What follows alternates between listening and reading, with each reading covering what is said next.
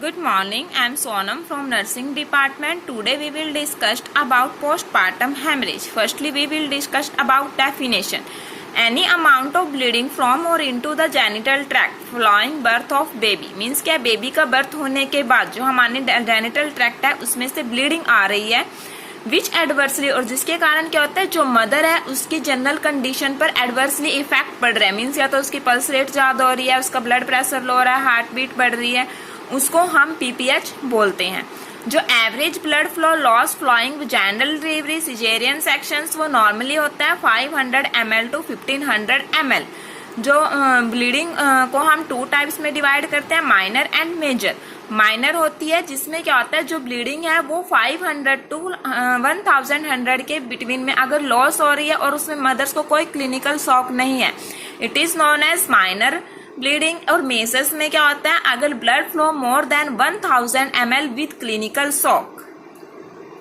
Next है types. PPH is two type, primary and secondary. Primary haemorrhage occur in within 24 hours following the birth of the baby.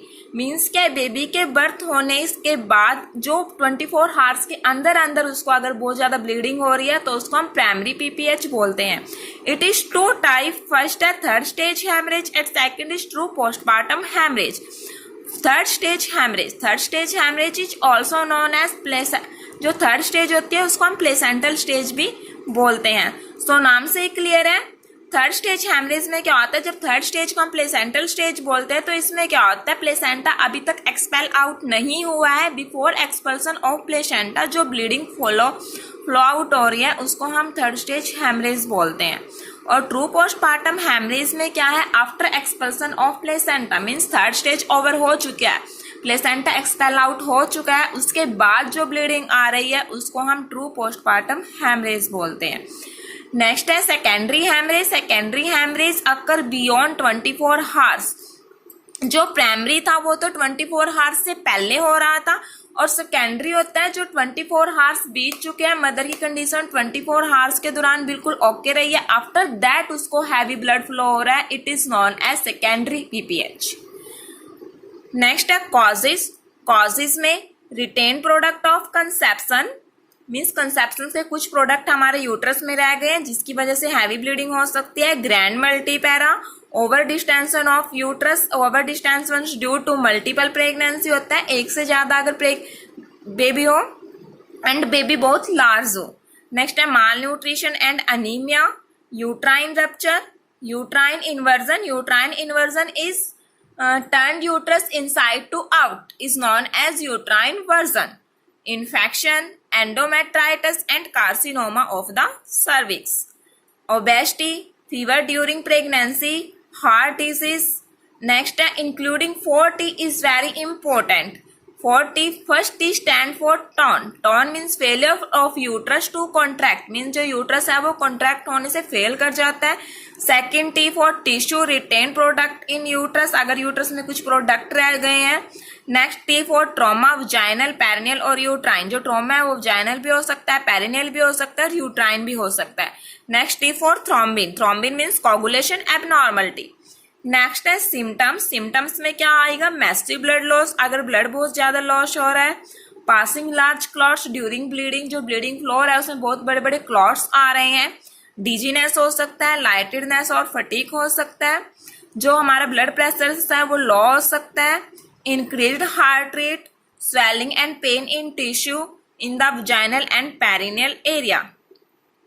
Next है risk factor की. Risk factor किसको होंगे, prolong third stage of labour. अगर labour की जो third stage होती है बहुत ज्यादा ड्यूरेशन उसकी बहुत हो गई है, मीन जो थर्ड स्टेज होती है उसको नॉर्मली टाइम होता है 5 to 20 minutes. अगर 20 minutes से बहुत ज्यादा टाइम होगा मीन 30 to 35 minutes के हो गए तो उसमें पीपीएच होने के चांसेस होते हैं. Multiple delivery, episiotomy, fetal macrosomia, history of postpartum haemorrhage, अगर मदर्स को पहले डिलीवरी के टाइम इसको पीपीएच हुआ हो. Grand multiparity, placenta previa. Placenta previa होता है जिसमें प्लेसेंटा लॉ लेइंग होता है. नेक्स्ट है placenta abruption, pregnancy induced hypertension and infection. Next है malnutrition and anaemia. Uterine rupture, uterine inversion. Uterine inversion is turned uterus inside to out is known as uterine version. Infection, endometritis and carcinoma of the cervix. Obesity, fever during pregnancy, heart disease. Next, including 4T is very important. 4T, first T stand for tone. Tone means failure of uterus to contract. Means जो uterus है वो contract होने से fail कर जाता है. Second T for tissue, retain product in uterus. अगर uterus में कुछ product रह गए हैं. Next T for trauma, vaginal, perineal और uterine. जो trauma है वो vaginal भी हो सकता है, perineal भी हो सकता है और uterine भी हो सकता है. Next T for thrombin. Thrombin means coagulation abnormality. Next है सिम्टम्स. सिम्टम्स में क्या आएगा? मैसिव ब्लड लॉस, अगर ब्लड बहुत ज्यादा लॉस हो रहा है. Passing large clots during bleeding, जो ब्लीडिंग फ्लो है उसमें बहुत बड़े बड़े क्लॉट्स आ रहे हैं. डिजीनेस हो सकता है, लाइटेडनेस और फटीक हो सकता है. जो हमारा ब्लड प्रेशर है वो लो हो सकता है. Increased heart rate, swelling and pain in tissue in the vaginal and perineal area. Next है रिस्क फैक्टर की. रिस्क फैक्टर किसको होंगे? Prolong third stage of labour, अगर लेबर की जो थर्ड स्टेज होती है बहुत ज्यादा ड्यूरेशन उसकी बहुत हो गई है. मीन जो थर्ड स्टेज होती है उसको नॉर्मली टाइम होता है 5 to 20 मिनट्स. अगर 20 मिनट से बहुत ज्यादा टाइम होगा मीन 30 to 35 मिनट्स के हो गए तो उसमें पीपीएच होने के चांसेस होते हैं. Multiple delivery, episiotomy, fetal macrosomia, history of postpartum haemorrhage, अगर मदर्स को पहले डिलीवरी के टाइम इसको पीपीएच हुआ हो. Grand multiparity, placenta previa. Placenta previa होता है जिसमें प्लेसेंटा लॉ लेइंग होता है.